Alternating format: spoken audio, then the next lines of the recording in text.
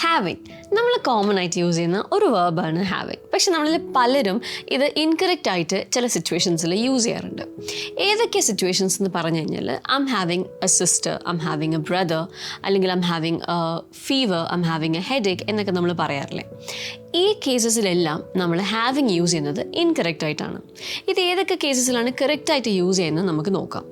First situation ഏതാണെന്ന് പറഞ്ഞു കഴിഞ്ഞാൽ നമ്മളൊരു എക്സ്പീരിയൻസ് ഷെയർ ചെയ്യാൻ വേണ്ടിയിട്ട് നമ്മൾ ഹാവിങ് യൂസ് ചെയ്യും. അതായത് ഐം ഹാവിങ് എ ഗുഡ് ടൈം അല്ലെങ്കിൽ ഐം ഹാവിങ് ഫൺ എന്ന് നമ്മൾ പറയാറില്ലേ. കൂടുതലും നമ്മൾ പറയുന്നത് നമ്മളൊരു വെക്കേഷനോ അല്ലെങ്കിൽ ഒരു ട്രിപ്പിനൊക്കെ പോയി കഴിഞ്ഞാൽ നമ്മളോട് ചോദിക്കും ട്രിപ്പ് എങ്ങനെയുണ്ട്, അല്ലെങ്കിൽ ഹൗസ് യർ ട്രിപ്പ് എന്ന് പറയുമ്പോൾ നമ്മൾ അടിപൊളിയാണ് നമ്മൾ പറയുന്നില്ലേ.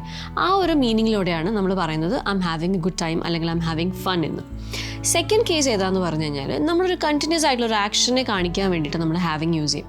സാധാരണയായിട്ട് നമ്മൾ പറയുന്നത് ഐ എം ഈറ്റിംഗ് അല്ലെങ്കിൽ ഐ എം ഡ്രിങ്കിങ് എന്നൊക്കെ നമ്മൾ പറയുന്നതിന് പകരമായിട്ട് നമുക്ക് ഹാവിങ് യൂസ് ചെയ്യാം.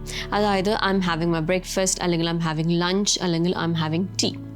ഇനി തേർഡ് സിറ്റുവേഷൻ ഏതാണെന്ന് പറഞ്ഞു കഴിഞ്ഞാൽ നമ്മൾ ഒരു ഒബ്ലിഗേഷൻ അല്ലെങ്കിൽ ഒരു ഡ്യൂട്ടി അല്ലെങ്കിൽ ഒരു റെസ്പോൺസിബിലിറ്റി കാണിക്കാൻ വേണ്ടിയിട്ട് നമ്മൾ ഹാവിങ് യൂസ് ചെയ്യും.